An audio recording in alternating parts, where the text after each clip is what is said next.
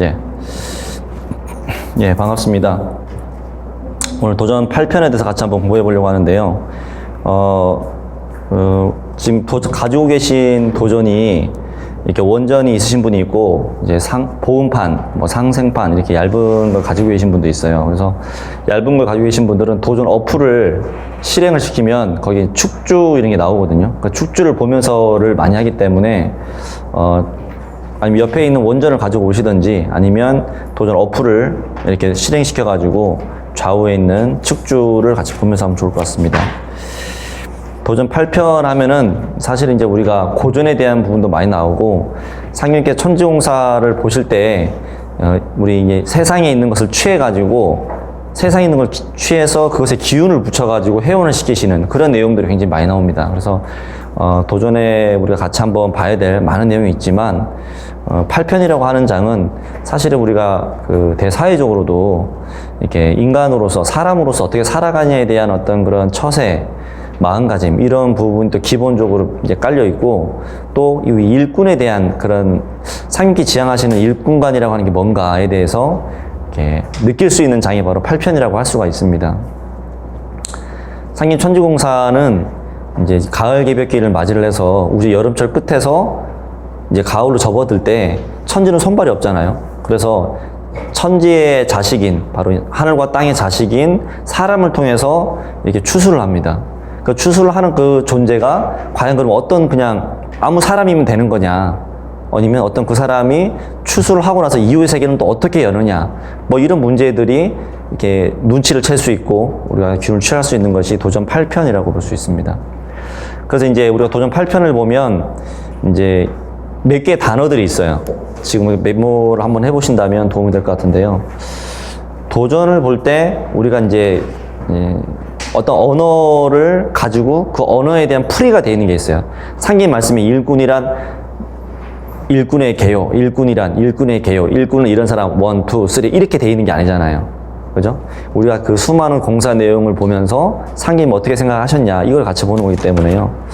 그럼 이제 제가 한번 써볼 테니까 여러분들이 한번 검색도 한번 해보시고 하면서 상김이 말씀하신 일꾼의 개념에 대해서 이해할 수 있는 키워드가 있어요. 야, 일꾼이란 뭐란 이렇게 있는데 첫 번째 제일 많이 나오는 게 8편에서 제일 많이 나오는 단어가 당연히 일꾼이죠.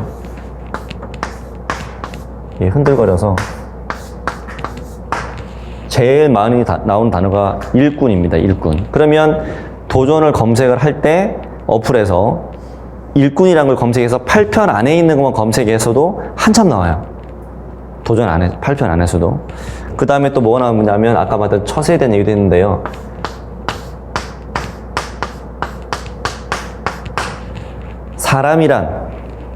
사람이란 이거에 대한 성구도 엄청 많이 있습니다. 대략 한 7, 8개가 있고요. 또 어떤 게 있을까요? 상님께서 바라시는 일꾼상을 연상시킬 수 있는 그런 어떤 단어나 그런 게 혹시 아실 만한 분 있을까요? 추천해 줄 만한 분? 8편 많이 읽으신 분 없으세요? 꽤 많은 사람도 나옵니다.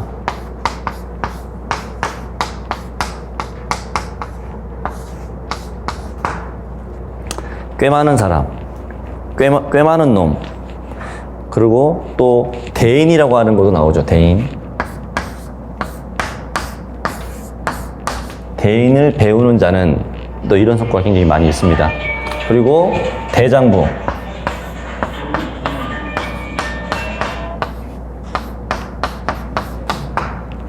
성구가 찾아보면 더 있겠죠, 그죠? 제가 느낀 것들도 많이 있고 하는데요. 그러면 뭐가 있냐면은 반대되는 개념의 사람들도 있습니다. 상님께서 말씀하신 반대되는 개념의 사람들 이렇게 있는데요. 여기 일꾼이라는 대인이 요게 반대되는 개념으로 난 이런 걸 알고 있다. 뭐 있을까요? 8편에 반대되는 사람. 예? 도전에 있는 그 8편 내용 중에서 쭉 이렇게 읽다 보면은 여러 개가 많이 나오는데 반대되는 놈에서 뭐냐면 모르는 놈,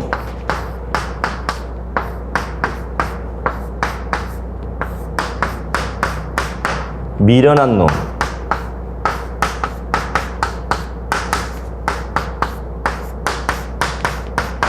모르는 놈, 미련한 놈, 뭐 도둑놈,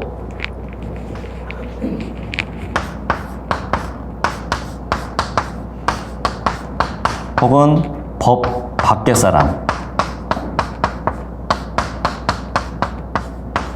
법 밖의 사람, 뭐 엄청 많습니다.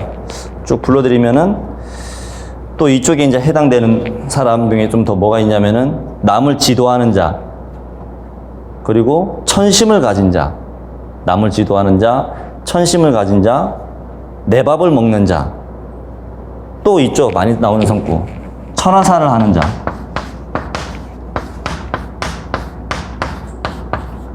천하사를 하는 자, 대장부였죠. 또 선배, 도의 선배.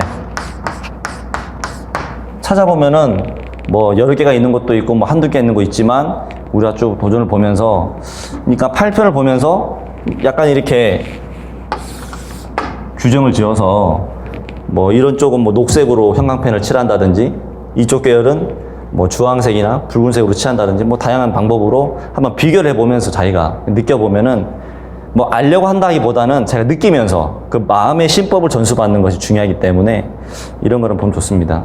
그러니까 우리가 결국 증간도의 목적과 사명이 후천 성경을 건설하는 거잖아요. 후천 성경을 건설할 때 가장 중요한 건 뭐냐면은 심주예요, 심주. 어떤 마음을 가지고 어떤 이렇게 뭐 세상으로 치면 철학을 가지고 그렇게 경영을 하느냐. 후천에 가서 우리가 왕도 문화가 나오는데 사람들이 이렇게 어떻게 가르치느냐, 이런 문화가 있잖아요. 그러니까 지식이 안다고 가르쳐지는 게 아니에요. 신법을 전해야 되거든요. 그럼 이제 그런 입장에서 봤을 때 이 8편이라고 하는 것은 상계님께서 지향하는 후천 성경관도 되는 거예요. 이 자체가. 그죠? 그리고 상이 바라시면 일꾼상이고, 그러면 태모님께서 바라는 일꾼상은 어디 있겠습니까? 또 11편을 봐야죠. 그러니까 11편을 보면서도 태모님께서 지향하시는 일꾼상, 여기 보시면 이제 신법적인 게 굉장히 많아요. 그리고 이제 어떤 남을 속이는 사람이라 이런 게도 굉장히 싫어하는 것도 있고 많은데, 태모님 편에 가면은 신도를 능멸하는 자라든지 신도세계 쪽으로 좀 더 말씀이 많으세요, 당연히. 법 밖의 사람도 말씀하시고 하지만은, 그러면 이제 우리가 천지로 부모님의 신법을 다 전수를 받아야 되잖아요.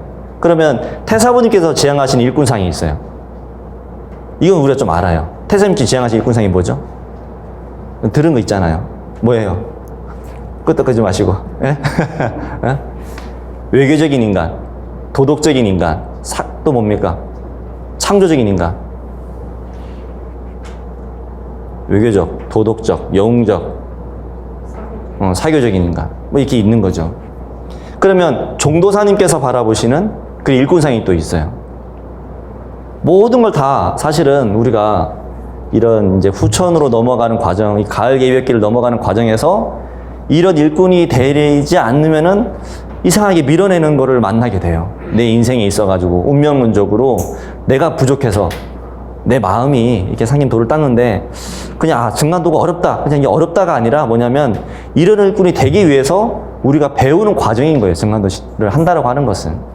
근데 그걸 못 받아들이고 증간도 하면 힘들어, 뭐 이렇게 뭐 요구하는 것도 많고 시간도 내야 되고 뭐 이렇게 생각하면은 그냥 이제 보험가이처럼 돼가지고 후천 성경만 딱 이렇게 어쩌면 넘어갈 수 있는 정도의 경제라 가는 거고, 이게 내가 신앙이 깨져가지고 이 도전 8편으로 중심으로 하면 제가 설명을 했지만 도전 전반에 걸쳐가지고 어떤 사람이 돼야 된다라고 하는 걸 내가 딱 가슴에 새기면 누구를 만나도 증간도 신앙하는 어느 도장에서도 누군가를 상님 진리를 전할 때도 어떤 마음을 전해줄 수가 있어요. 나 역시 선천은 상극의 운이기 때문에 이 진리를 이렇게 이해를 하고 나에게 오는 시련, 내가 또 해야 될 일들, 이것들을 어떻게 대해야 되냐, 내 자세가 생기거든요.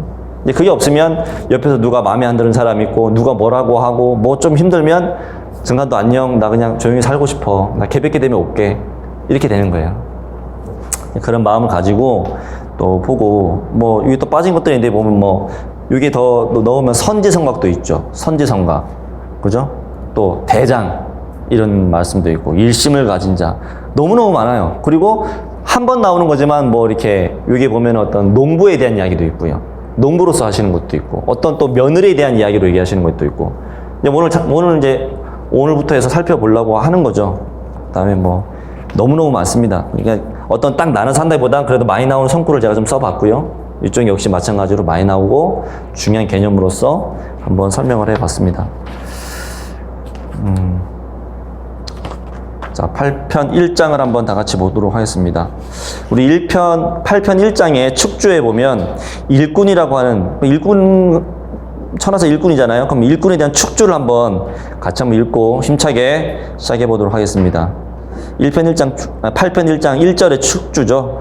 일꾼, 가을 개벽기에 상긴 태모님의 진리를 선포하여 많은 사람을 살리고 후천 선경의 천지 도업을 완성하는 자, 즉 자연과 인간 역사의 최종 결론을 내는 천지의 위대한 사역자를 말한다. 따라서 일꾼은 무형과 유형 다 바쳐서 생사를 초월하는 정신으로 반드시 천하사를 이루어내야 한다. 유형과 무형을 다 바친다. 이번에 우리가 이제 신앙 문화 중에 성금을 헌성한다는 말이 있잖아요. 성금 헌성이란 말이 있습니다. 그죠? 세상에. 근데 이제 봉헌이란 말이 있습니다. 정관도에서 성금을 모시는 거는 봉헌이라고 합니다. 봉헌. 봉헌은 뭐냐면은, 그 헌성은 뭐냐면 내가 있는 거의 일부를 떼어서 주는 거. 그게 어떻게 보면 그런 헌성이 좀 개념에 가깝다면, 봉헌이라고 하는 것은 내가 만들어서 올리는 거. 그것이 이제 봉헌이다. 그런 말씀을 제가 최근에 어떤 분이 교육을 할 때 들었는데요. 굉장히 공감 가는 내용이고, 여기서 말하는 대로 무형과 유형을 바친다라는 것은 그런 개념이죠. 우리가 사실 상님 진리 운수를 받아서 후천성경을 건설하고 내 조상님과 내가 같이 가는 거에 비한다면은 사실 그런 마음을 해야 되겠다. 이런 생각이 드는데요. 자, 8편 1장 한번 보도록 하겠습니다. 일꾼은 천명을 받아 천지 사업에 종신하여 광구천의 대업을 실현하는 자다. 그래서 모사제천, 상님 태모님의 모사제천 천주공사가 있고, 그것을 성사제인 이론에는 후천의 인존 시대를 맞이해서 이렇게 상님 태모님께서 인간과 신명이 하나 되어 나아갈 천지 역사를 질정하시고 1월의 대사부께서 천지도수에 맞춰서 이걸 인사로 집행하신다. 그게 뭐 인사로 집행한다는 것은 뭐냐면 두 분의 한 걸음 한 걸음 자체가 어떤 정책의 과정이고 역사의 창업의 과정이고 개척의 과정이죠. 그래서 그 천지 부모님의 신법을 가지고 1월 대사부님과 함께 이 천하사를 이렇게 함께 나아가는 그런 사람들을 일꾼이라고 하는데요. 5절 한번 다 같이 읽어보겠습니다. 일꾼은 천지일월 사체의 도맥과 정신을 이어받아 천지 대업을 개척하여 후천 선경세계를 건설하는 자이니라. 이게 보면은 그러니까 결국에 천지일월 부모님 네 분을 온전히 모시는 곳이 증간도입니다. 아무리 정확히 말하면 천지일월 부모님을 모두 모시는 곳이어야 사실 일꾼이라고 할 수 있는 거예요. 그러니까 태모님은 어디 가서 없고, 상제님, 우리 다 같은 상님 신앙을 해요 하면서 태모님 어디 가고 없고, 대순진리회라든지, 신천지라든지, 상인지를 떡바다가 원불교라든지, 그런 단체들이 이렇게 많이 있는데, 그런 데는 태모님이 없어요. 그리고 어떤 단체, 상님 태모님까지 인정을 하는데, 뭡니까? 태사부님까지 인정하는데, 난 종도사님은 인정하지 못하겠다. 이런 사람도 있어요. 인정하고 안 하고는 자기의 판단이지만은 결국 증간도라는 틀은 뭡니까? 천지일월 사체 부모님 하느님을 모시는 거죠. 그래서 6절에 모사제천은 내가 하리니 성사제인은 너희들이 하라. 치천은 50년 공부다. 자, 이 치천은 50년 공부에 대한 얘기가 나왔습니다. 그럼 이제 이것이 창업되어가는 과정으로서의 치천화 50년일지 아니면 50토라고 하는 개념으로서 우리가 봐야 될지는 좀 더 여러분의 고민에 맡겨드리고, 자, 7절에 보면 시속의 전명숙이라고 하는 분은 누구냐면 전봉중 장군이 얘기를 하는 거죠. 명숙은 호가 되고요. 그래서 전명숙의 결이라 해서 전주거부 녹두세라 일어나 이것은 전주거부 녹지사다. 이게 우리가 녹이라고 하는 어떤 총체적인 물질을 포함하는 모든 단위를 녹이라고 합니다. 상님 말씀이에요. 녹. 복록 얘기할 때는 녹이라고 하면 물질적인 것을 다 포함하는 개념이죠. 지라고 하는 것은 쥐고 있다는 거예요. 녹을 쥐고 있는 사람이라는 뜻이에요. 그래서 앞으로 천지 녹쥐사가 모여들어 성경을 건설해야 된다. 이렇게 했을 때는 녹을 가지고 있는 자를 포함하고 자기가 일심으로, 아까 봉헌이란 말을 썼는데요. 일심을 가지고 그걸 만들어내는 의지로서 기어이 만들어내는 사람을 포함해서 그 사람들이 모여서 이렇게 성경을 건설한다. 이 녹이라고 하는 개념이 여러 가지로 해석이 되겠지만 첫 번째 8편 1장에서 머리장이라고 하죠. 우리가 이제 삼약의 머리장이다, 서전의 서문이다, 다 이게 머리장에 해당되는 것은 바로 그 어떤 그 전체의 내용을 포괄하는 내용이에요. 그래서 이 8편 모든 도전의 1장은 종도사님께서 그 전체의 내용을 정리를 해서 압축해 놓은 거기 때문에 그 전체의 개요에 해당되는 거예요. 그래서 그런 걸 한번 보고, 그리고 모든 도전이라고 하는 것은 이렇게 2002년 개미년 개념 도전판 이후로는 뭡니까?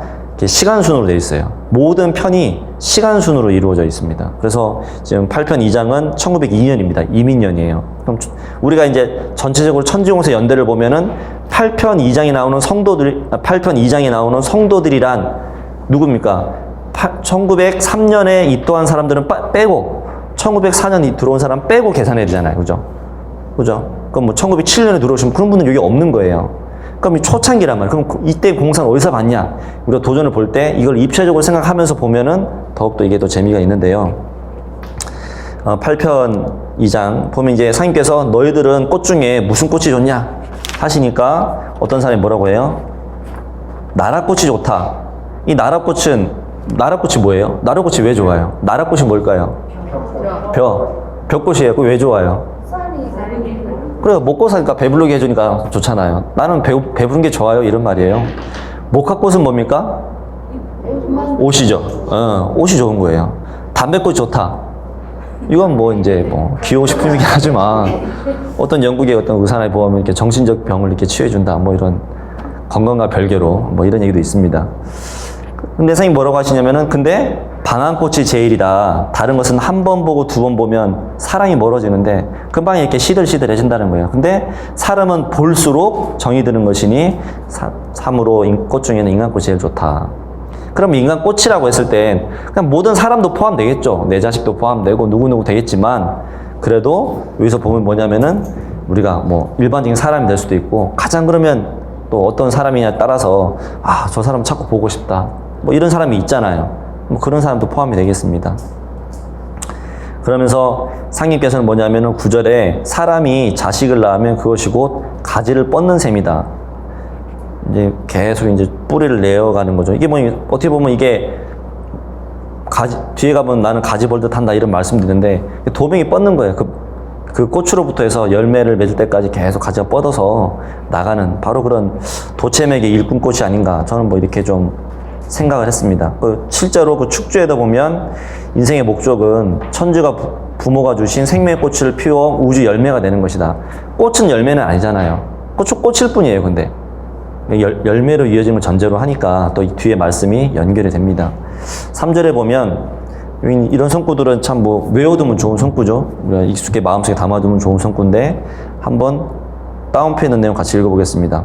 사람이란 지혜가 있고 눈치가 빨라야 하느니라. 꽤 많은 놈은 재치가 있고 미련한 놈은 천천히 자기 죽을 꾀만 내느니라. 사람이라는 것은 사람 속에서 살아야 귀를 얻는 것인데 몹쓸 놈들은 사람을 피해서 사니 말을 들어도 무슨 소리인 줄 모르느니라. 사람이 귀를 얻어야 좋은 소리, 낮은 소리를 알아들을 수 있나니 사람이란 사람이 많은 곳으로 뻗쳐야 하느니라. 사람이라고 다 같은 사람이 아니라 크고 작고 깊고 얕음이 천층 만층 구만층이니라. 사람이 아무리 많아도 그 가운데 사람 마음 하나 추려내기가 어려우니라. 이 핵심 뭐냐면은 사람이 사람 속에 살기를 싫어하는 사람은 지가 잘났다고 생각하는 사람이라는 거죠. 그런 말씀이 뒤에 연결이 돼요. 그죠?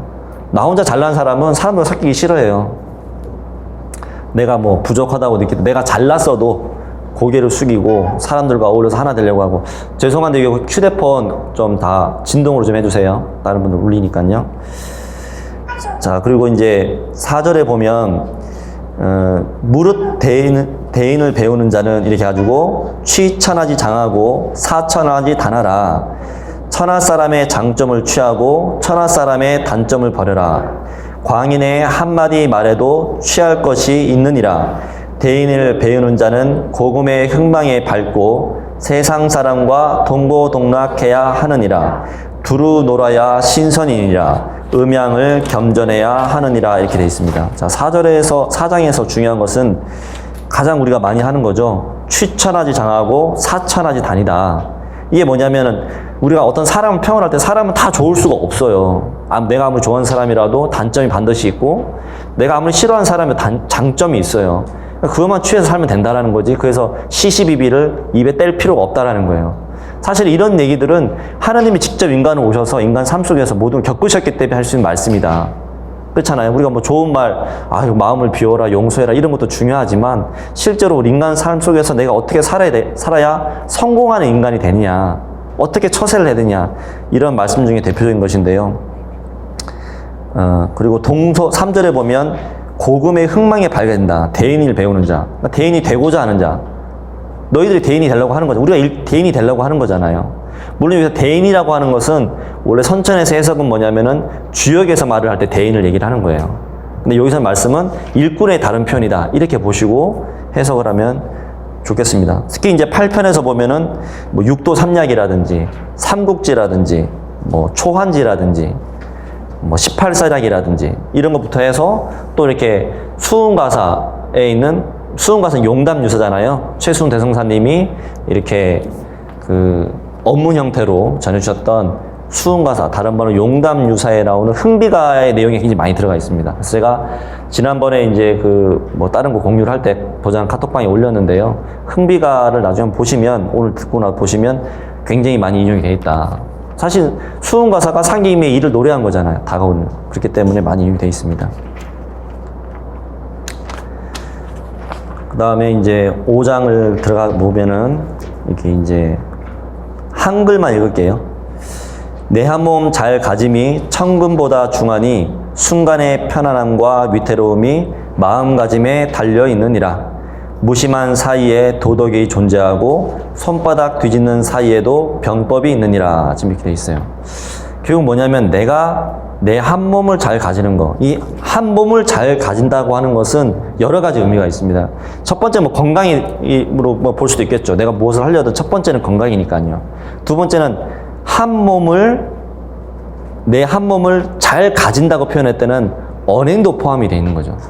몸을 가누다에 포함을 하기 때문에요. 그래서 이게 내가 내 한 몸, 내 언행, 건강은 뿐만 아니라 어떤 말을 하고 어떤 행동을 하는 것도 이것이 굉장히 중요하다. 어떤 돈보다 중요하죠. 그런 말 하잖아. 내 말 한마디로 천년빛을 감다 이런 얘기도 하잖아요. 실제로. 그죠? 그런데 또 다음 말씀 뭐냐면은 경각하니 굉장히 그 짧은 순간에도 편안한 마음이 들 때가 있고 우리가 아주 짧은 순간에 위태로운 마음이 들 때가 있잖아요. 근데 그게 뭐냐면 그 마음가짐이다 이거지. 내 순간 이게 정말 위급하다 생각하면 위급한 거고 정말 이것이 편안한 건데 사실은 상의 말씀은 편안할 때에도 위태로웠던 일을 잊지 말고 이런 말씀이 또 있잖아요. 너무 위태롭다 생각해도 편안했을 때 생각을 하면서 마음을 또 크게 먹고 위축되지 말고 이런 두 가지가 공존하는 마음인데요. 그 밑에 성구에 보면 잠심지하라는 말이 나와요. 잠심. 이 잠심이란 말은 왼쪽에 축주에 보면 뭐로 나오냐면 잠긴다 할 때 잠심인데요. 마음을 고요히 가라앉힌다는 뜻이다.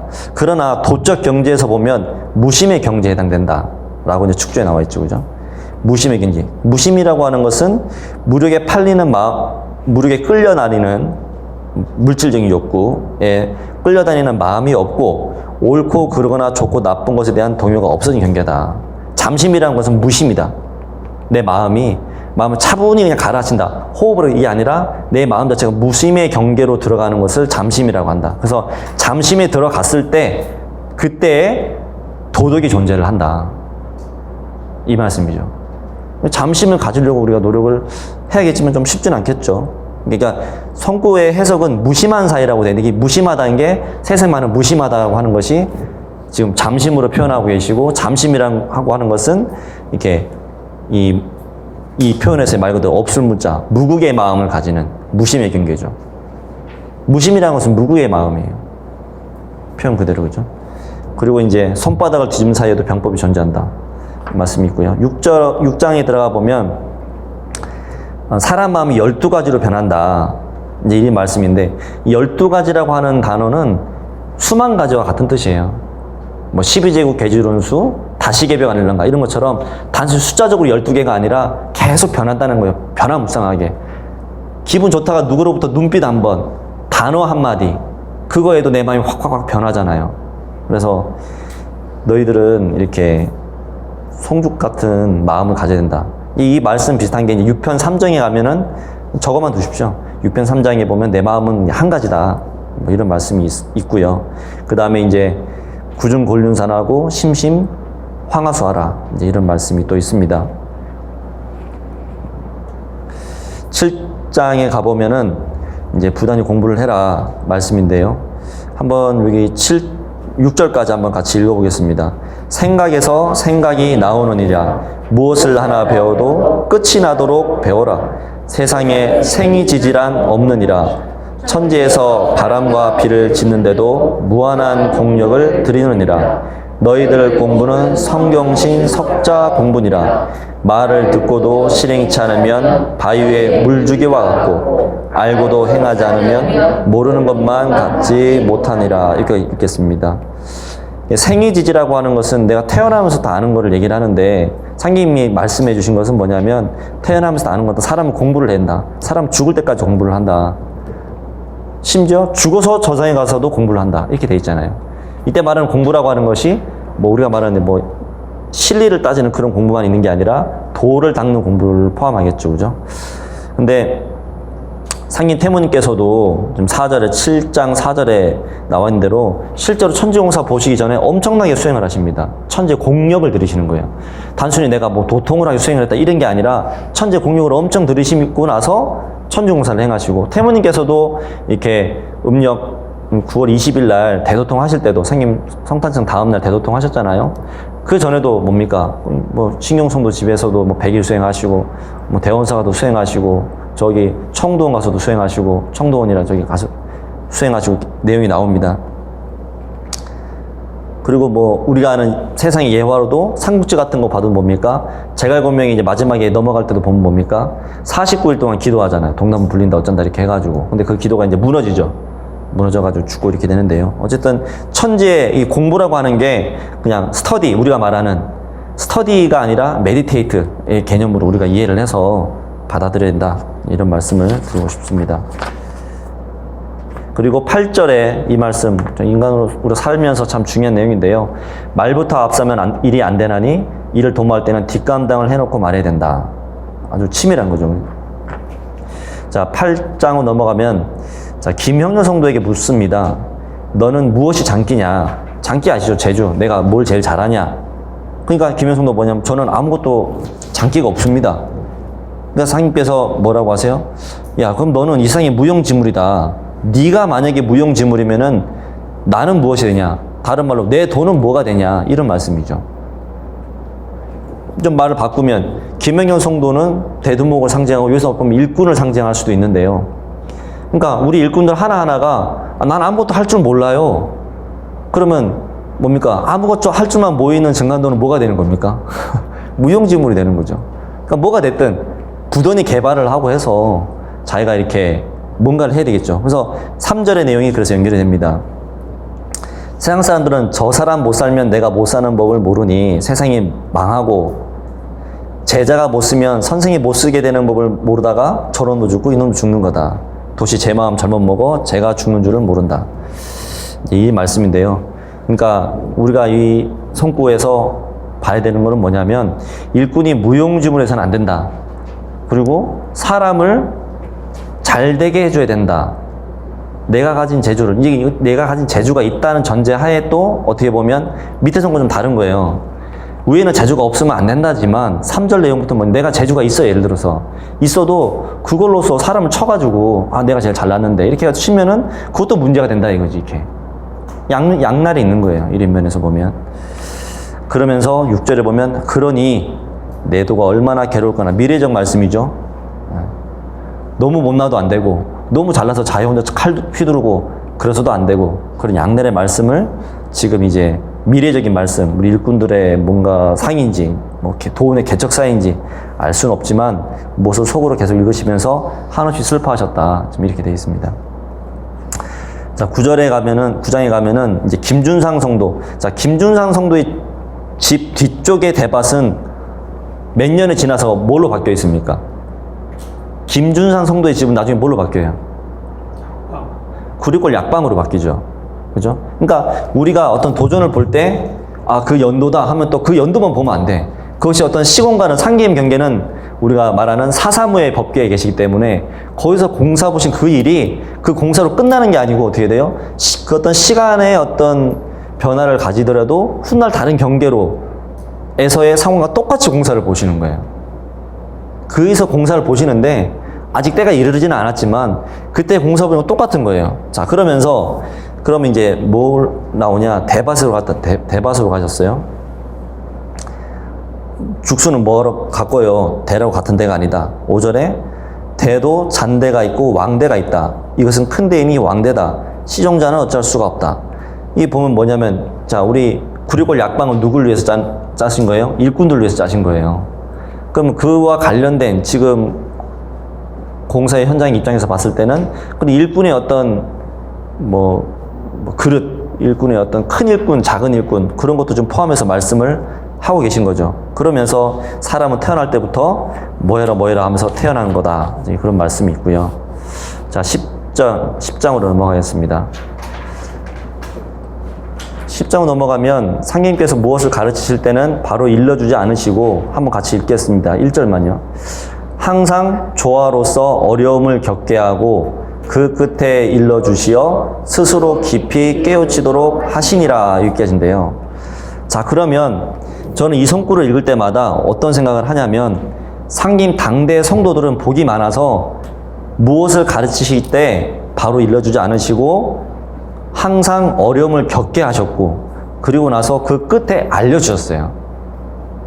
그리고 그럼으로써 스스로 깊이 깨우치도록 하셨는데 중요한 건 뭐냐면 우리는 지금 당대 상임에 같이 계시지만 바로 옆에 이렇게 보이게 계시지는 않잖아요.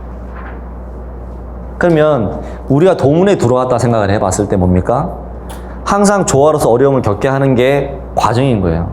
입도 전이든 입도 후든 그리고 그 끝에 일러주시는데 정성이 지극하면은 받는 거고 제가 봤을 때 정성이 지극하든 제대로 두드려 맞든 뭐 어떻게 되면은 자기가 눈치가 빠르면 아 이게 무슨 뜻이구나 이렇게 알게 돼서 그것으로서 발판을 해 나갈 수도 있는데 그런 입장에서 보면 우리는 좀 안타깝죠. 우리 눈치가 빠르고 아까 말한 것처럼 눈치가 빠르고 이제 그런 사람들은 알겠지만 미련한 사람은 절대 모르는 거죠. 아 이게 왜 힘들어 많은 건데요. 근데 2절에 보면 뭐예요? 사람은 본을 받아서 깨친다. 이 내용이 9편 13장에도 나오는데요. 사람은 뭔가 이렇게 아 저렇게 하는구나 따라가는 그게 있어야 되는데 사실은 그죠. 그래서 우리가 이제 본을 받을 대상이 될 수도 있고 본을 주는 대상이 될 수도 있는데요. 천지간에는 건불만한 것도 못하다. 건불은 이제 뭐냐면 이제 아주 이렇게 여러분 다 한 번씩 아궁이에다가 태워보셨죠? 시골집에. 예. 그때 들어가는 짜잘한 나뭇가지, 나뭇잎 그런 것들을 다 건불이라고 합니다. 천지간에는 건불마도 못하는 사람도 많다. 사람의 어떤 종자 자체가. 그러시면서 모르는 놈은 손에 쥐어도 모른다. 그러면 그 짜잘하다고 하는 게 어떤 세상에서 말하는 어떤 능력적인 부분이 아니라는 걸 알 수 있는 거죠. 왜냐하면 왼쪽 축주에 한번 보면 뭐라고 나와요? 모르는 놈에 대한 성구를 쫙 이렇게 풀어주셨는데요. 학식과 부와 명예를 가진 이들은 자만심과 자존심, 아집에 사로잡혀 자기만의 세계 갇히기가 쉽다. 그래서 결국적으로 상임질 전에도 그걸 깨우칠 수가 없다는 거예요. 이렇게 자기 지식과 자기 어떤 부와 그런 게 갇혀있기 때문에 볼 수가 없는 거예요. 보기가 어렵고. 그래서 그 모르는 놈이라고 하시면서 이제 5절에 보면은 사람 못난 것은 쓸데가 없다. 사람이 못났다 하면 이제 세상에서 말하는 계급적으로 못난 사람이 아니라는 거예요. 여기서 말씀은. 사람이 종자가 못난 사람을 얘기하는 거죠. 그러니까 계속 말씀이 그잖아요. 지금 보세요. 앞에 쭉 붙어 해가지고 8절에도 그렇고 사람 종자 이야기 9절, 10절 다 지금 그런 맥락의 말씀을 하시잖아요. 그러면서 사람 가난이 가장 크다. 참 이게 굉장히 이렇게 개척사를 하다 보면 굉장히 이렇게 많이 느끼는 겁니다. 사람이 없어서. 그럼 사람 쪽수의 문제는 아니에요. 그게 개척하는 과정에서 이 심주를 가지고 아까 말했던 어떤 재주, 자기가 어떤 특기 이런 것도 필요하다는 생각이 좀 가지게 되는 성구들을 지나왔습니다. 11장으로 넘어가 보면은 이민년 가을이에요. 이제 가을에 어떤 사람이 상임을 뵈러 왔다가 밖에 나가서 남의 밭에 물을 뽑아 먹었다. 뭐냐면은 그 사람은 그 동네 사람이 아닌데 솔직히 말하면 상님은 뵈러 용하다 그래가지고 하여튼 뭐 어떤 이유로도 온 거예요. 뵈러. 근데 상님께서 출타한 사이에 혹은 뭐 잠깐 기다리면서 남의 밭을 물을 뽑아 먹으면 그 동네 사람들은 그 사람을 욕하겠습니까? 상님을 욕하겠습니까? 상제님을 욕하죠. 그잖아요. 그러면 하시는 말씀이에요. 저 도둑놈 남의 물을 뽑아 먹고 다녀서 흉 잡히게 만든다. 저는 아가리를 찢어라. 이제 이 도전을 볼 때 11장 같은 경우에 보면은 1장과 2절은 하나의 성구예요. 근데 다시 하루눈이라고 돼 있는 거는 내용은 다르지만, 그러니까 시간대는 다르지만 이렇게 연결되는 성구로서 묶여 있는 거예요. 주제가 같은 하에. 그러니까 지금 11절에 1, 2절은 이런 이제 증언이 들어왔을 거잖아요. 도전을 답사하는 과정에서. 근데 이제 그 내용과 같은 맥락으로서 좀 더 붙여가지고 좀 이제 들어가 있는데요. 같이 한번 여기 읽어보겠습니다. 3절에 있는 다운표 내용 한번 읽어보겠습니다. 외식을 버리고 실지에 힘쓰라. 안으로 불량하고 겉으로만 꾸며대면 수수대에 꼬이듯 하고 쓸개가 터지리라. 도 밖에 사람은 써도 밥 밖에 사람은 못 쓰느니라. 수은 가사에 인물 보고 가사 보고 몸을 염치 추점 말라 하였으며 잘 처사하지 못하면 이름을 드날리지 못하리라. 이렇게 말씀하셨습니다. 자, 외식, 바깥으로 꾸미는 걸 외식이라고 합니다. 보여지는 거. 내가 뭐 무슨 뭐 도장으로 치면 내가 무슨 뭐 보직을 맡고 뭐 뭘 많이 하고 뭐 그런 것도 포함되고, 혹은 사회생활로 치면은 뭔가 이렇게 보여지게 이렇게 뭐 사는 거죠. 그런 거를 버리고 실제 힘써야 될 것, 실제 힘써야 될 것에 힘을 써야 된다. 그러시면서 안으로는 불량하고 겉으로는 꾸며대면 수수때 꼬이스를 하고 쓸개가 터진다. 그리고 이제 5절에 법 밖의 사람은 못 쓴다. 결국 이제 태상 종장님께서도 아까 4대 인간상을 얘기를 했는데, 도덕적이지 못한 영웅적인 인간은 뭐냐면 깡패죠. 도덕적이지 못한 영웅적인 인간은 깡패고, 도덕적이지 못한 외교적인 인간은 사기꾼이죠. 그런 말씀하셨어요. 모든 바탕은 뭐냐, 도덕적인 가치가 전제가 됐을 때 그런 게 가능하다, 이렇게 볼 수 있고요. 이 수은가사 6절에 있는 수은가사인데요. 인물 보고 가사 보고 사람을 보고 집안 보고 그거를 이렇게 뭐 부끄럽게 생각해가지고 따르고 그러지 마라. 이 편 154장 3절에 있는 말씀으로는 못났다고 자포자기하지 마라, 이런 말씀이 있습니다. 또 기운을 또 붙여주는 말씀이고, 실제로 그렇게 해야 일을 하죠. 위축되면은 아무것도 못합니다, 우리가. 그리고 이제 선불처 변명불수다, 잘 처사를 해야 된다. 12장에 가면은 여기 이제 도를 이루면 속으로만 알고 마음에 감춰두어 있어도 없는 것 같이 해야 된다. 김호연 성도 같은 경우에는 천중공사 보실 때 어떻게 하십니까? 어천하시면서 김호연 성도 할 때 뭐 벙어리를 만들었다는 둥 뭐 이렇게 해서 말을 못하게 신명을 원래 자제를 받잖아요. 김호연 성도가 이제 그 흑석골에서 수행을 하고 나서 사실 천지 다 봤거든요. 상임 천중공사 뭐 실체도 다 보고. 근데 그걸 막 이제 어리고 하니까 막 근질근질 해가지고 막 이렇게 할까 싶어가지고 저 입 조심해야 된다, 입을 막아버려야 되냐, 어떻게 해야 되냐, 어천할 때 엄청 걱정을 하세요. 그렇죠? 그런 거와 같은 건데, 남들에게 뽐내어 비밀을 많이 누설하면 하늘의 도로 밝음을 거두어드린다. 자, 이제 또 이렇게 하면은 수행을 하신 체험 사례를 얘기를 안 해요. 근데 수행의 체험 사례에서 중요하고 정말 전파가 더 좋은 내용이 있으면 공유를 해야 돼요. 그건 오히려 그러라고 신교를 내려주는 거예요. 근데 우리 정은 너무 얘기를 안 해. 체험하신 분도 있어도. 그러니까 있으면 짧게 저한테 공유를 해주시기 바라고요. 자, 이런 말이 있습니다. 이렇게 책은담인데요. 한번 제가 천천히 읽어볼 테니까 도움이 되시면 읽어두시면 좋을 것 같습니다. 책은담에 있는 내용인데 이런 얘기가 있습니다. 매는 조는 것 같이 서 있고 범은 병든 것처럼 걷지만 그것이 사람을 움켜잡고 사람을 무는 수단이다. 매라는 동물이 가만히 있을 때는 그냥 조는 것 같고, 범은 이렇게 병든 것처럼 걷는데, 그렇게 방심하다가 한순간에 자기가 결정적일 때 어떻게 합니까? 번쩍 해가지고 그냥 이렇게 물잖아요. 그래서 사람도 총명함을 드러내지 말고 재주를 뚜렷하게 나타내지 말아야 된다. 이런 내용이 책은담에 있습니다. 그래서 비슷한 내용 같아서, 비슷하다의 표현 좀 부른데 우리가 뭐 같이 보면 좋을 것 같아서 말씀을 잠깐 드렸고요. 그래서 3절 넘어가면 안다고 하여 망령되이 움직여 말로 세상의 기미를 많이 누설하고 행동으로 천리를 범하면 작을 때는 신벌 혹은 천벌을 받게 된다. 그러면 이제 고창 선운사의 어떤 사람에 대한 이야기가 나옵니다. 세상을 구원할 분이 앞으로 강성으로 오신다. 뭐 사실이지만 누설을 했잖아요. 그럼 이 사람이 어떻게 돼요? 죽었다는 거예요. 근데 고청 선운사는 이제 나중에 더 역사적으로 보면은 동학 신도들이 나중에 이제 그 고청 선운사의 석불을 일으켰는데 석불 안에 무슨 뭐 비결이 있다 그래가지고 깨부수고 뭐 이런 내용들이 있어요. 근데 이제 뭐 유명한 뭐 도를 많이 닦은 사람이 많이 나온 데인가 같아요. 제가 봤을 때는. 어쨌든 함부로 또 누설을 하지 말아야 된다. 그다음에 13장 납법자의 종말 제목도 중요하죠. 남을 지도하는 자가 알고도 죄를 범하고 천도에 벗어나게 되면 더욱 벌이 크다. 우리 한번 이건 같이 읽어봐야 되겠습니다. 13장 1절부터 읽겠습니다.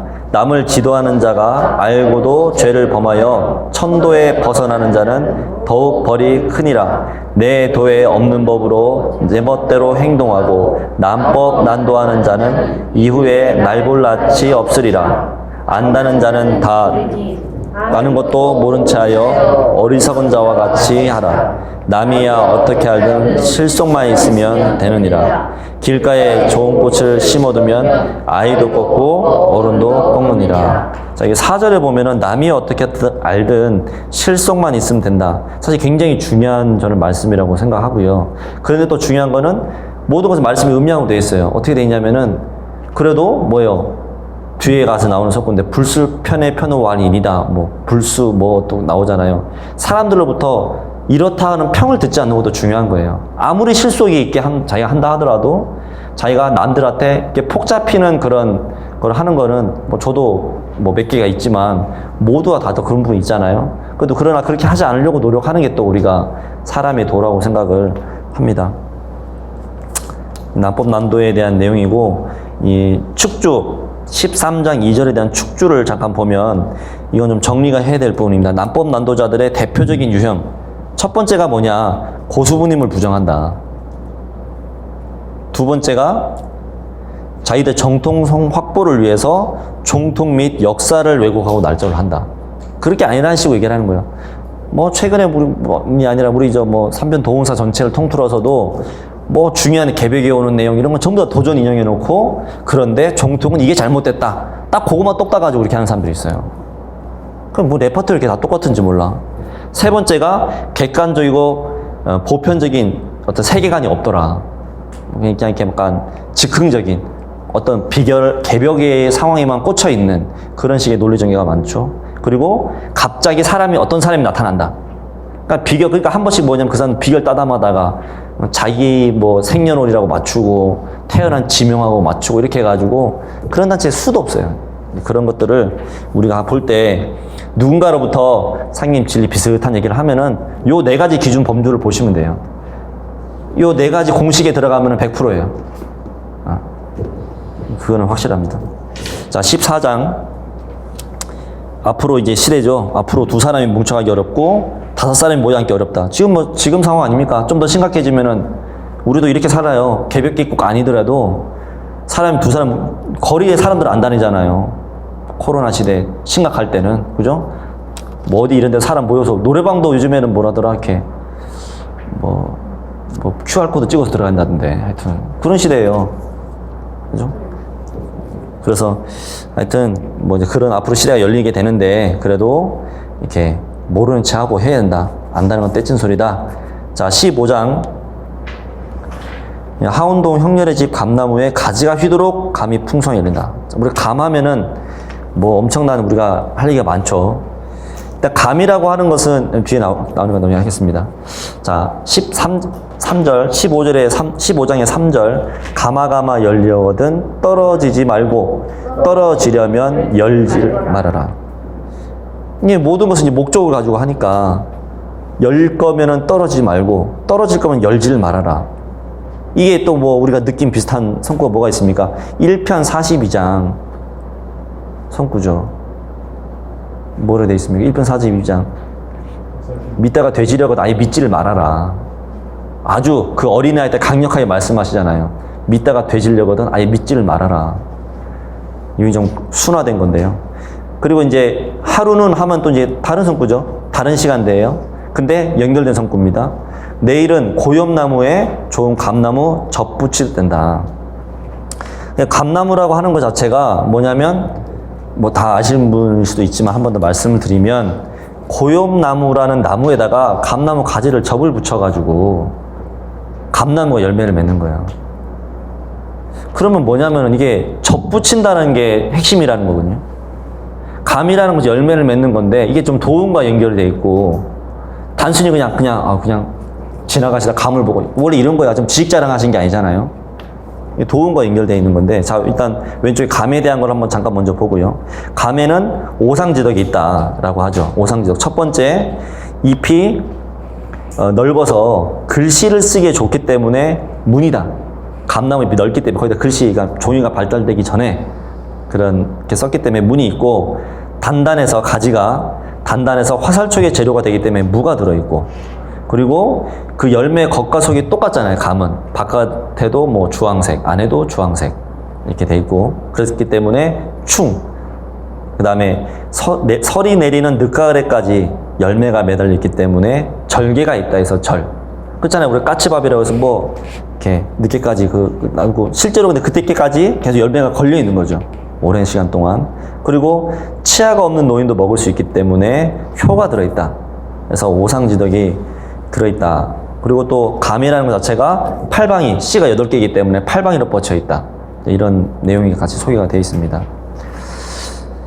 자, 이제 고엽나무에 대한 얘기를 잠깐 다시 하면은 고엽나무는 아무리 커도 10m가 넘는 게 없대요. 10m가 넘는 게 없고 작고 어떻게 보면 볼품없는 그런 나무예요. 고엽나무라는 존재 자체가. 근데 거기에 좋은 진리가 딱 들어가가지고 열매를 맺는 거예요. 마치 어떻게 보면 뭐 우리가 정통성 입장에서는 뭐 이제 우리가 배달복을 뿌리로 하잖아요. 근데 우리 환족과 웅족이 합쳐져가지고 우리가 우리나라 역사가 시작이 됐는데 저는 여기 개인적 생각입니다. 아 그런 것도 하나의 접으로 볼 수가 있나? 결국 문화를 전수를 받아가지고